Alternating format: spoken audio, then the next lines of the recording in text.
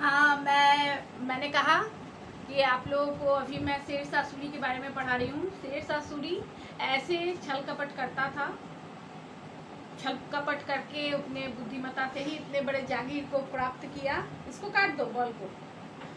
अब मैं बता रही हूँ कि उसने छल कपट करने के बाद जब 1540 से उसने शासन करना प्रारंभ किया तो उसने किस प्रकार से शासन किया, मैं इसकी जानकारी अभी आपको दूंगी। छल कपट करके ही उस जमाने में सभी कोई राजा बने थे, राजा बनकर काम करते थे। तो इसने बहुत सारी लड़ाइयाँ इसने भी लड़ी, ज़्यादा दिन तक ये भी जीवित नहीं रहा और जब तक जिया तब तक लड़ता ही रहा, छल करता ही रहा। तो अभी हम लोग जानेंगे कि इतना कुछ होने के बावजूद भी कहते हैं ना कि हर बुराई के बाद एक अच्छाई होती है। तो इसने अपनी सत्ता को अच्छा करने के लिए कुछ काम किए जो बाद में जाकर हम लोगों के लिए अच्छा कर गया, हमारे समाज के लिए अच्छा कर गया।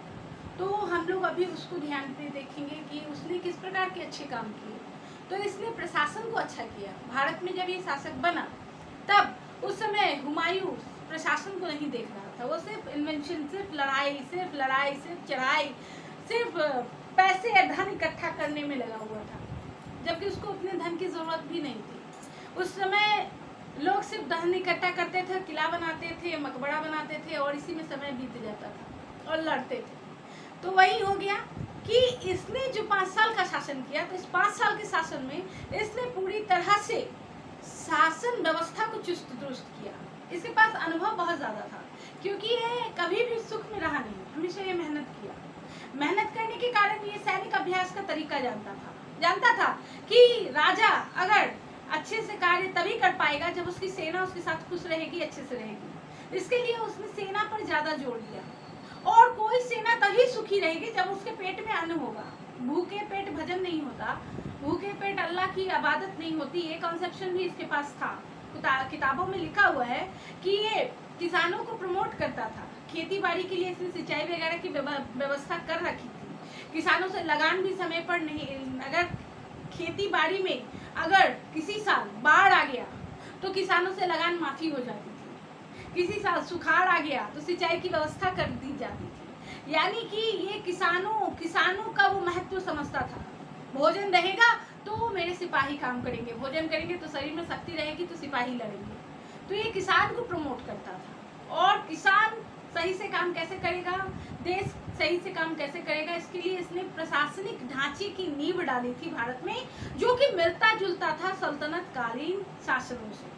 क्योंकि ये सल्तनत कालीन के ही अंतर्गत अफगान शासक था, अफगान के अंतर्गत आया था। तो इसने प्रशासन को चलाने की पूरी महारत हासिल कर रखी थी। तो अभी आप लोग देखेंगे कि मैंने इसके प्रशासन के बारे में यहाँ बताया है कि इसने अपने प्रशासन को 2 भागों में बांट रखा था। एक प्रशासन होता था केंद्र का, जैसे सल्तनत कालीन शासक करते थे, और दूसरा प्रांत का होता था। ये उसी को फॉलो करता था क्योंकि ये उसी का वंशज था। ध्यान दीजिएगा, मैंने दूर की बात कह रही हूँ, अफगानी था यानी उन्हीं का वंशज था। तो ये उसी की तरह व्यवस्था कर चुका था। और बाद में जाकर जब इसका शासन खत्म हो गया, जब अकबर आया, अकबर जब अपना प्रशासन का नींव डाला तो अकबर भी बहुत ज्यादा प्रभावित था। क्यों? क्योंकि उसके दादाजी, उसके पिताजी ने प्रशासन का काम नहीं किया था उतना, तो वो इसको फॉलो करता था। और अकबर ने जब 49-50 साल शासन किया, इसके पीछे भी उसका प्रशासनिक ढांचा शेरशाह का बनाया हुआ था, इसी पे वो काम कर रहा था। भले वो और विस्तार कर गया, लेकिन उसके पास बना बनाया सब कुछ उसको मिल गया था। अब एक चीज यहाँ मैं आप लोगों को बता दूं कि शेरशाह का जो जन्म हुआ था ना, उसमें थोड़ा भ्रांति है। इससे पहले आपको मैंने बताया ना कि 1472 से 1486। तो देखिए 1472 नहीं हो के 1486 भी है, क्योंकि उस समय में तो ये नहीं होता था, आधार कार्ड नहीं होता था। तो किसी इतिहासकार ने 1472 को माना है, किसी ने 1486 को माना है। तो इस तरह से आप लोग ये जान लीजिए कि उसके जन्म का विवरण जल्दी कहीं नहीं मिलता है। तो ये तो मैं आप लोगों को कंपटीशन के हिसाब से तैयारी करवा दे रही हूँ कि ये पढ़ने के बाद आपको अगर ज़्यादा दिन तक याद रहेगा और आप अभी से जो 8-9 का कंपटीशन होगा उसमें भी आप अच्छा कर सकते हैं। तो आप ये चीज़ को ध्यान रखिएगा, ठीक है। अब आ जाइए उसके प्रशासन की तरफ। तो प्रशासन जो था उसका केंद्रीय था और प्रांतीय था। केंद्र की सरकार जैसे यहाँ है, अभी है, जो चीज़ अभी भी हम लोग फॉलो कर रहे हैं, लेकिन उस समय राजसत्ता थी और राजसत्ता के कारण यहाँ पर केंद्रीय प्रशासन और प्रांतीय प्रशासन के हिसाब से अभी भी हमारे यहाँ लोकतंत्र है। और लोकतंत्र में भी हम केंद्रीय प्रशासन और राज्य प्रशासन देखते हैं, प्रांतीय प्रशासन देखते हैं। तो ये सब भी उसी कॉन्सेप्ट को हम लोग अभी भी फॉलो कर रहे हैं। केंद्रीय प्रशासन के अंतर्गत सुल्तान सब में हेड होता था। उसके नीचे कौन होता था? तो मंत्री विभाग, उसके नीचे दीवाने वजारत लगान राजस्व विभाग, उसके नीचे दीवाने आड़ी सैन्य संगठन, उसके नीचे दीवाने रसालत विदेश मामला देखने वाला विभाग, उसके नीचे दीवाने इंशा सुल्तान का आदेश पत्र व्यवहार करने वाला विभाग, उसके नीचे दीवानी कर्जा न्यायालय संबंधी देखरेख करने वाला विभाग, उसके नीचे दीवाने वरीद गुप्तचर विभाग। यानी ये कुल 6 विभाग होते थे केंद्र में जो सारे काम को देखा करते थे। सबका हेड होता था सुल्तान यानी राजा यानी शासक।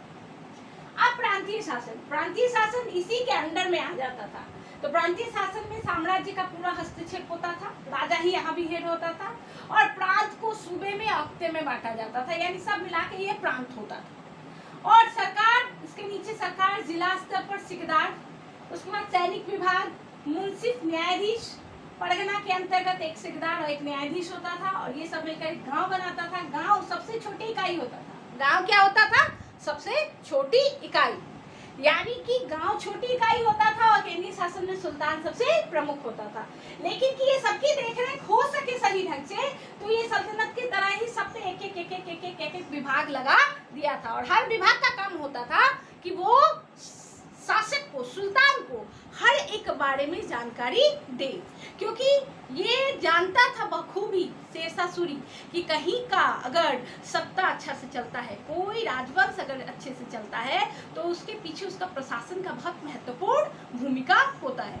अब अगला मैं जो वीडियो बनाऊंगी उसमें मैं आपको बता दूंगी कि उसने खेती के लिए क्या काम किया था। जैसा कि हम सभी जानते हैं खेती को उसने प्रोत्साहित किया था और उसके बाद उसने राजस्व का भी काम किया था और उसने, कहा जाता है कि सल्तनत कालीन जो कस्टम था, सिस्टम था सिक्का, तो रुपया का कॉन्सेप्ट भी शेरशाह सूरी ने दिया था। नोट, 1 रुपए का नोट चलाया था शेरशाह सूरी ने। ये बहुत बड़ी जीके की क्वेश्चन है, ये मैंने पढ़ा था जब मैं कॉम्पिटिटिव एग्जाम देती थी उस समय। तो ये रुपया चांदी का चलाया था, 1 रुपया सबसे पहले कौन चलाया था? शेरशाह सूरी ने। ये मैं आपको बता रही हूँ एडिशनल, तो जान लीजिए ये सब जानकारी की चीजें हैं। यानी 1400, हम लोग 1400 और 1530 में ही हमारे यहाँ पैसे का कॉन्सेप्शन, करेंसी कॉन्सेप्शन, हम लोग नोट लेना शुरू कर दिए थे।